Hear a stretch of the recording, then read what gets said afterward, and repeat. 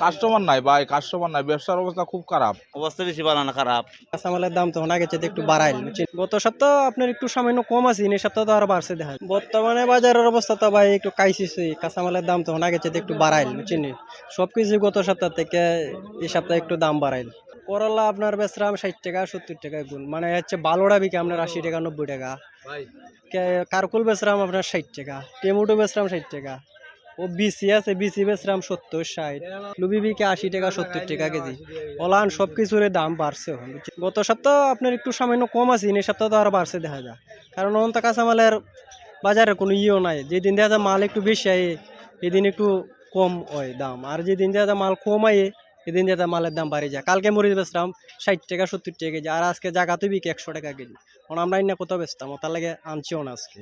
আলু আপনার সাদা আলু যেটা, এটা 5 কেজি 100 টাকা, আর লাল আলু যেটা, এটা 6 কেজি 100 টাকা। মোটামুটি তুলনামূলক তেমন দামও বাড়ছে না। পেঁয়াজের দাম একটু আগের থেকে একটু বাড়ছে। আগে আমরা 25 টাকা কেজি বেচতাম, এখন 30 টাকা 32 টাকা পেঁয়াজ বিকে কেজি। আদা বর্তমানে 150 টাকা, আগে আসেন 130 টাকা।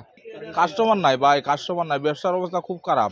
আমরা তো এমনি বাজারও কাস্টমারও সমান নাই, এরপরও ব্যবসা কাস্টমারও সবার তেমন এমন নাই, বেশি কাস্টমারও সমান নাই। দেওই না নি আপনি দেখাইন, সবার দোকান একবারে খালি, কাস্টমার সমান নাই। অবস্থা এখন বেশি খারাপ ভাই। পাতাকপি এখন বর্তমানে 30 টাকা এখন, গত সপ্তাহ 10 টাকা আজি, এই সপ্তাহ 30 টাকা আজি।